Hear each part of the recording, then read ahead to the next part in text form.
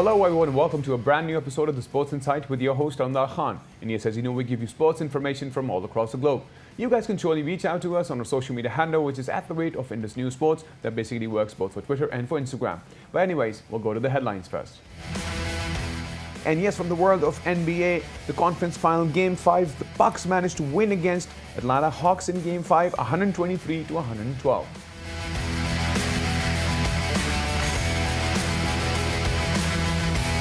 And yes, from the world of golf, Davis Thompson shoots 63, takes an early lead in the Rocket Mortgage Classics.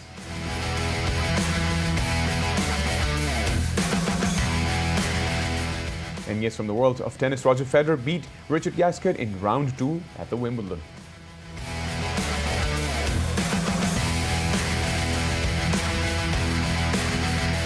And yes, from the world of Tokyo Olympics, world 400-meter champion Salma Eid Nassar will be missing the Tokyo Olympics after being banned for 2 years for not appearing in the doping test. And yes, those were the headlines in talking about what's truly developing in terms of the world of NBA finals. Yes, the conference finals are still underway. I'm going to talk about Milwaukee Bucks managing to win against Atlanta Hawks in Game 5. But not to forget, the Suns are already there in the final. Can Milwaukee Bucks win the next game? Because still Giannis is missing as he had that knee injury back in Game 4. To discuss the in-depth analysis, we have with us Bobby Whitney. Bobby, welcome to the show. Oh, thank you for having me. Great. Bobby, I'm going to talk about this game particularly to begin with the Game 5. Milwaukee Bucks 123 and Atlanta Hawks 112. Milwaukee Bucks started the game so solid in the first quarter, talking about 36 points, and Atlanta Hawks scoring only 22. So what's your take on the overall game perspective? Because if they manage to win the next game, they are through to the finals. And if they do so, this is going to be the first time since 1974.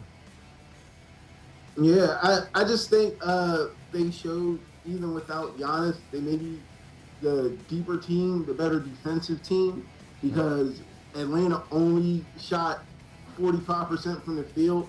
The Bucks shot about 50% from the field, and then there were a lot of missed threes. They really jammed them up at the three-point line. The Hawks had 23 missed threes. You miss 23 three-point shots, you're going to have a lot of transition baskets because of long rebounds and people being able to get out and run. So that kind of made a big difference in the game. They also out-rebounded the smaller Atlanta Hawks. That made a thing. Usually they have Clint Capella crashing the boards. He didn't get a lot of time. And so they were able to also limit second chance shots. Right. So that really played a big factor in Milwaukee walking away with this game at home. Right. And if we look back into the Game 4, that gruesome knee injury to the left knee of Giannis, that was obviously, I just saw it for once and I just could not see it again. But we still don't know whether he's going to be fit for the next game, or even if he manages, if for instance, if Milwaukee Bucks manage to get to the finals, will he be there? But what do you think? Because during the Game 4, things were very critical for them, because at the moment Giannis left, the entire team collapsed. So do you think now they know their strategy to go by in the next game?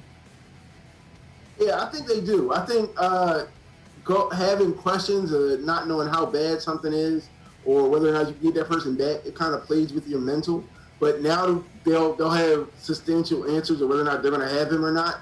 And if they know they're not going to have him, they can go for it right ahead. Same game plan we used to win Game 5, we can use to win Game 6. We know we're not going to have him. And they don't have to have those mental issues of wondering whether he's going to walk back on the court at any time. It's better for them to know and know they're not going to have him and be able to strategize with the thought of not having Giannis than worry about him when he's going to come back, when's this, when's that going to happen. Right. And the next game is obviously going to be in Atlanta, so obviously it would be more of an away game. So how much impact do you think they will have? Because I remember after they were under pressure in the Game 4, they could not even score a clear three-pointer. They were trying their level best. They could not do their defense, and obviously ended up for them losing that game. But right now, I think all the fans out there for Bucks have surely high hopes now. Yeah, I think they do have high hopes because as much as we're talking about Giannis, we still don't know what's going on with Trae Young. And sadly, without Trae Young offensively, the Atlanta Hawks are handicapped. They have a handicap, they have a setback, and it's not going to allow them to be able to have the offense the way they would like, with him doing the floaters, the shot fakes, and then dumping off to Clint Capella or John Collins by the rim. They don't have that dynamic part of their offense, so they got to find other ways to get buckets. They got to rely on shooters making open shots or shots under duress. So it's going to be really important whether or not Trae Young suits up for Game 6 just as much as it's going to be if Giannis is not there. Right. So, what is the current update with regard to the upcoming game? Is Trae Young going to be there, or is Giannis going to be there? Because both of the main players are missing right now. So, what's your take on that? If both of them are there, how would things develop for both the teams?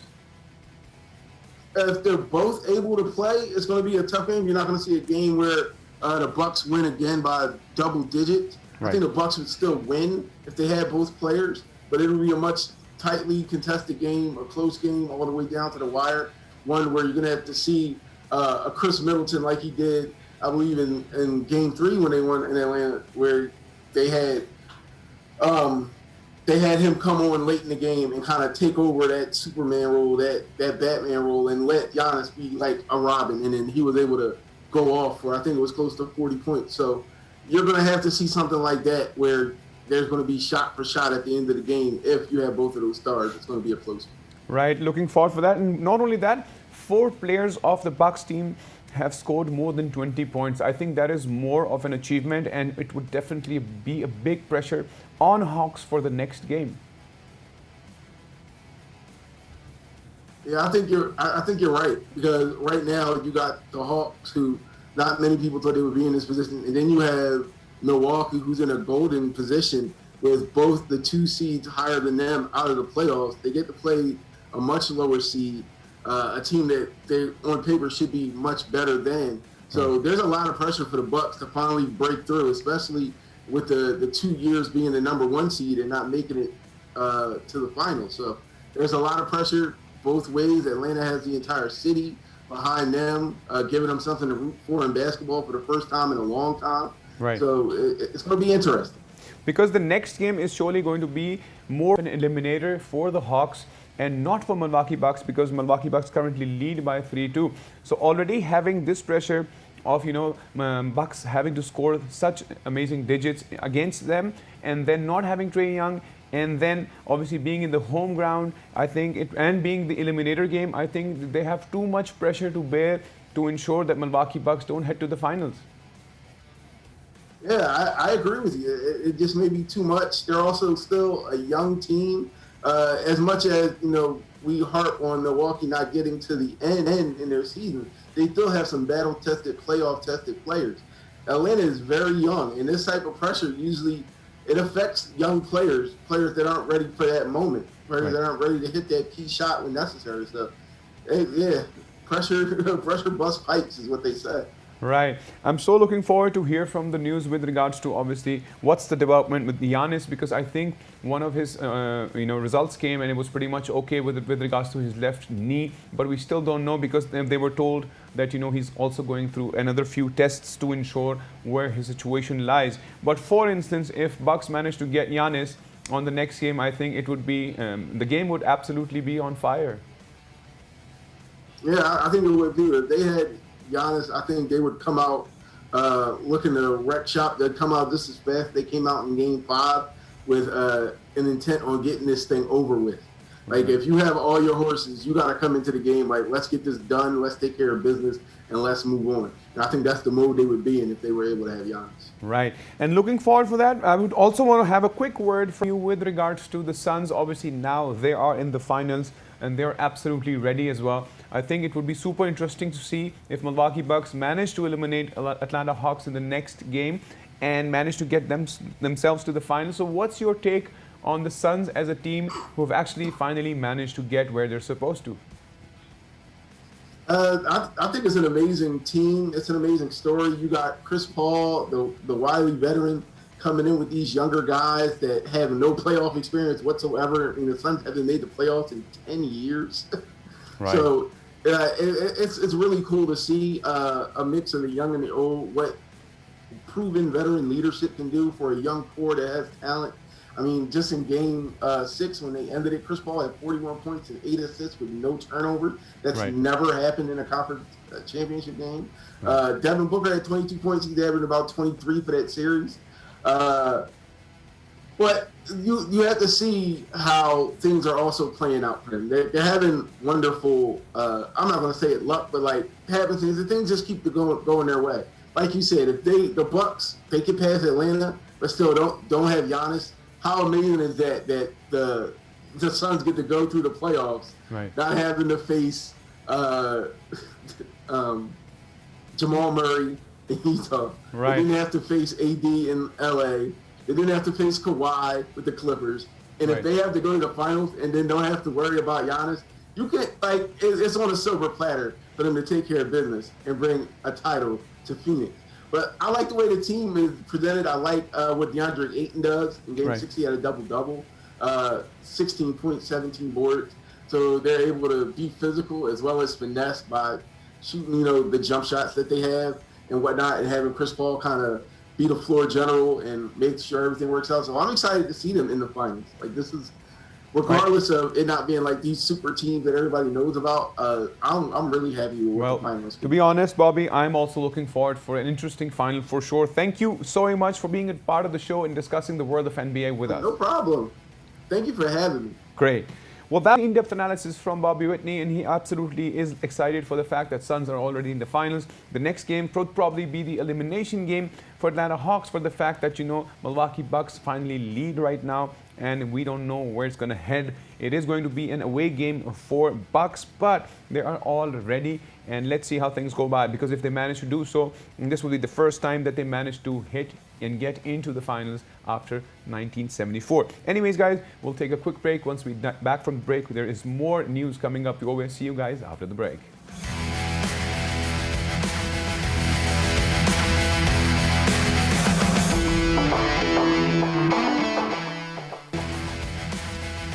And yes, we were back from the break, and before the break, we were discussing the world of NBA. And yes, that is truly interesting development with regards to that. But not to forget, we give you information from all across the globe about different sports. So the next sport that we're going to talk about is going to be golf. And yes, in terms of golf, this current tournament that is underway on Detroit Golf Club, we're going to talk more about that. It's called the Rocket Mortgage Classic, yes. And to discuss the in-depth analysis, I have with us Zain Tahir, who's a national golfer. Zain, welcome to the show. Thank you, Alamdar. Always a pleasure to be here. Great. So Zain, let's talk about how it began. Obviously, in terms of Davis Thompson, currently leads it right now at -9. Not only that, we talk about the whole perspective of, there are things developing with regards to DeChambeau. Obviously, he's not currently at his best. So I would really want to start off with you discussing the leaderboards to begin with. Yes, Alamdar. Let's start with we're going to touch the points of Davis Thompson, and which is a very big thing happening right now. Very interesting points that I'm going to tell you, and what's going on with the DeChambeau as well, with this caddy change and everything. But to start off with the Rocket Mortgage Classic, which is happening in Detroit. Well, first of all, nothing that happens on the PGA Tour can be underrated. Whatever happens, whatever match takes place on the PGA Tour, eventually ends up being the limelight of the game, right, and ends up becoming the pinnacle of the sport. Besides the fact that there is Asian Tour going on, there is the European Tour going on, Irish Open, and there are so many other sub-tours going on within states with the University Golf and with Web.com and Corn Ferry Tour. But the highlight is all on Rocket Mortgage Classic. But something very important to highlight over here in this tournament, which is worth $7.5 million US, something that we always discuss, and 18% of this is going to go to the winner. And this tournament is offering you 500 FedEx Cup points, for which eventually all the players are fighting once we are coming to the end of the season finale of the PGA Tour, which is the FedEx Cup playoff of 4 matches. Right. So everybody has his eyes on whatever match comes up. But one thing very important over here is that Rocket Mortgage, again, is one of the matches which is followed by a series of very high-profile matches on the PGA Tour. As we look back last week, the Travelers Championship with a very dramatic playoff of 8 holes won by Harris English. Right. And before that, the US Open won by John Rahm. Right. And as you very rightly said, that karma plays its role, because just a week before winning his first US Open, he missed the Memorial Tournament, which is Jack Nicklaus' own tournament, and he missed it because of having COVID positive, and he was the leader on the 3rd day, which is a big thing, and it's very difficult to accept. So coming back to Rocket Mortgage, it's followed by these series of very big matches, and as a result, besides the top 10 ranked guy, Bryson DeChambeau, we don't see any of the other guys playing the tournament. Either they're taking rest days or they're preparing for the upcoming major, the Open, after 2 weeks in Europe. Right. So it can be any of this. But again, it is the highlight of the world of golf. And yes, Davis Thompson is very rightly leading the tournament with some amazing golf. Right. And talking about the upcoming major that you've just discussed, the European side, is that tournament bigger than the one that is currently happening right now in Detroit Golf Club? Absolutely, absolutely, because that's a major. I should have mentioned it like that. It's happening in Europe, but that tournament is going to fall under all the tours. It's all the tours are going to be part of, since it's one of the majors, one of the 4 majors of golf. So 3 majors happen in US, and one of them is going to happen in Europe. Right. So the European Tour, the PGA Tour, and all the other tours are going to fall under it. And it's the 3rd major of the year, so it's going to be quite interesting. Right, and I would also want to talk about, obviously, DeChambeau obviously parting ways with Tim Tucker, who was his caddy on Wednesday. Not to forget that he had already done that before back in 2017, but that was for a shorter period of time. But right now, obviously, DeChambeau is having a lot of issues. So that probably shows a lot of what you can term it more as the power of the caddy, because I think if he's not playing at his very best, so I think a lot of percentage of value goes to his caddy not being there for him. Well, in the world of golf, Alamdar, they always discuss that, okay, there is equipment and it has like 10% contribution or 5% to your game. If you give these latest guys, these latest pros of today, an equipment that is 20 years old, they're going to be hitting equally good. Right. Besides this, they also discuss that how much is the impact of caddy. So what is important is to actually gauge whether how much a player is contributing in bringing whatever he's doing and whatever he's achieving. And then all these secondary things like his equipment and his caddy. Yes, they play a major role. This is something we have discussed before. But eventually, like Bryson parted ways with Tim Tucker, who has been his caddy in all his PGA Tour wins up till now. Right. But still they part ways because they have their differences. And I don't think these teams end up sharing each and everything that goes on within themselves. But in the most mature way, what their managers have shared, what DeChambeau himself has shared, or what Tim Tucker, his ex-caddy, has shared, is that every relationship has its time and every relationship takes its toll, and there are certain differences. The one major thing they shared was that it's not just one event that has ended up, made them end up with this conclusion. It's a series of events. It's a series of maybe disagreements, or maybe he was not helping him as much he was expecting with numbers on the golf course, or with the mental attitude. It can be so many things. I mean, it's a natural relationship. And talking about numbers, if I am wrong or you may correct me, there was this current perspective in terms of the world of golf that golf rangefinders were being allowed to be used.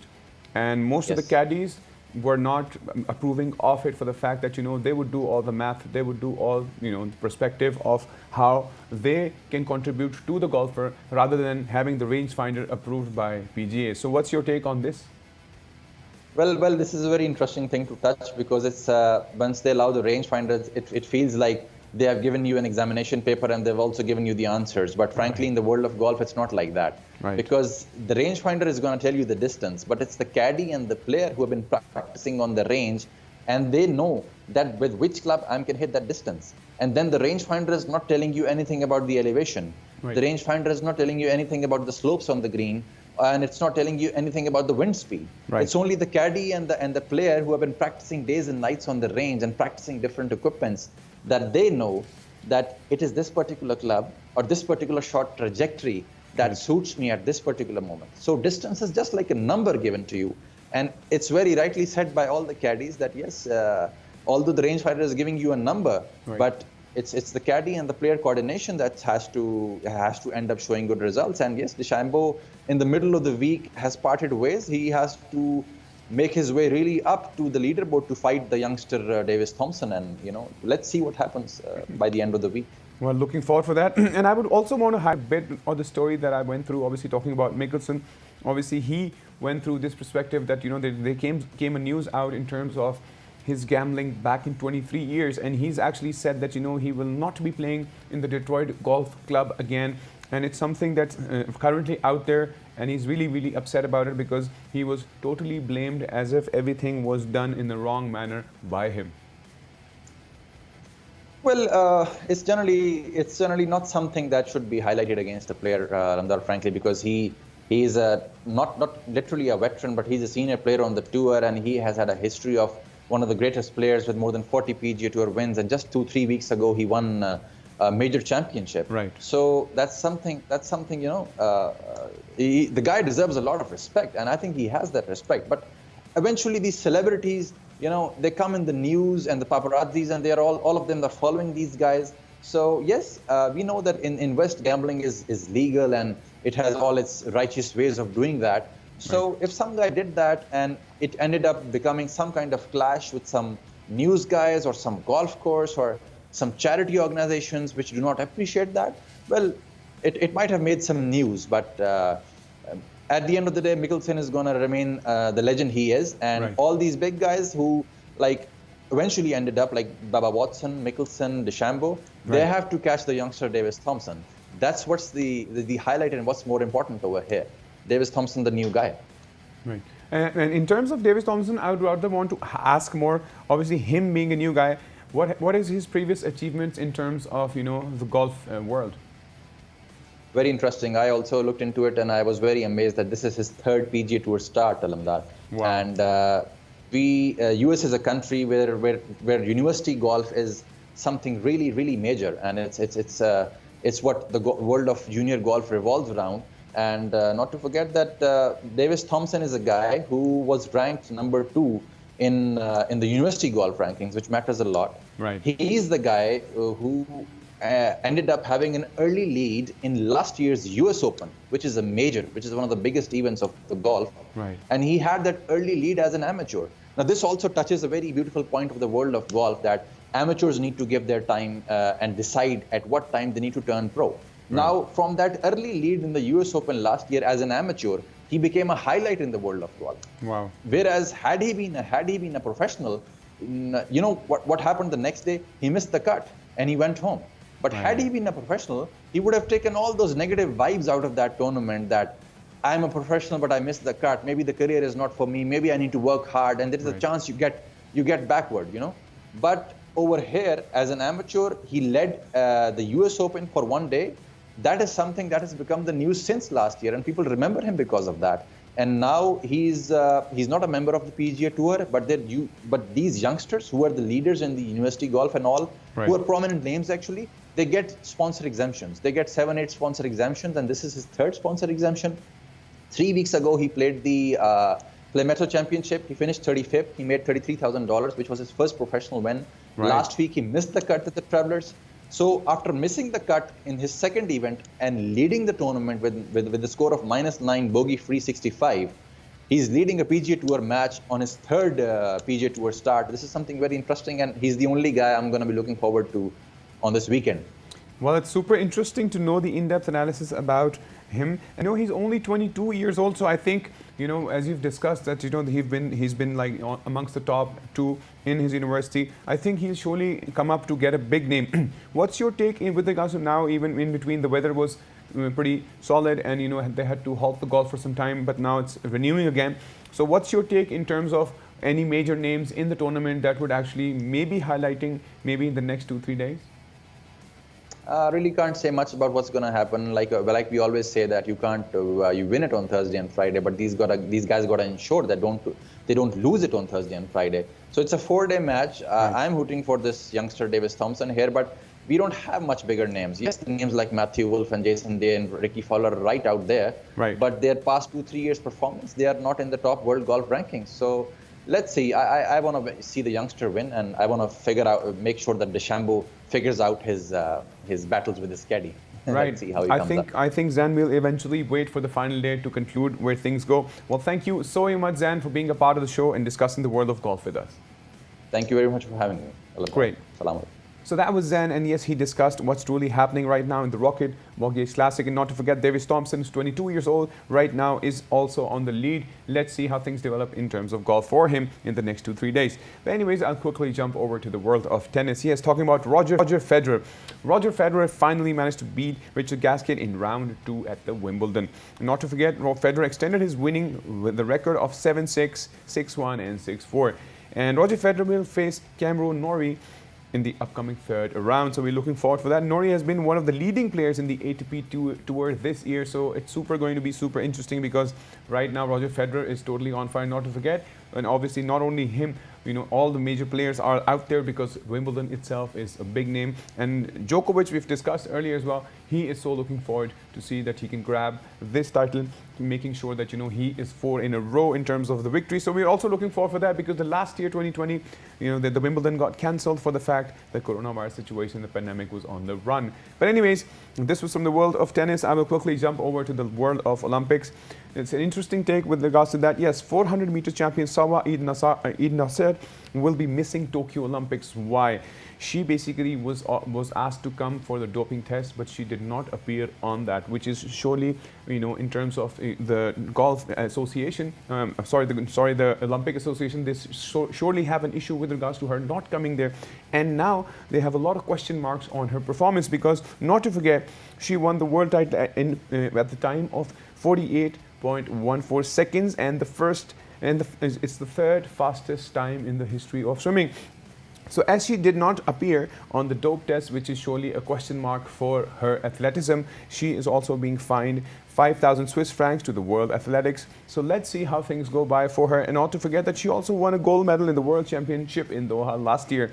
So there are a lot of question marks when it comes to athletics and all these athletes who have actually gone through the dope test or not. There are so many people out there with a lot of stories who have actually come out clean, who've not come out clean. If you go back into Lance Armstrong back in the days, he also was one of the major champions in terms of the cycling side, but he ended up having the same situation scenarios with regards to that doping test situation got it to the worst. Anyways, guys, you can surely reach out to our social media handle, which is @of Indus News Sports. Till then, take good care of yourself, have a good weekend, and bye-bye.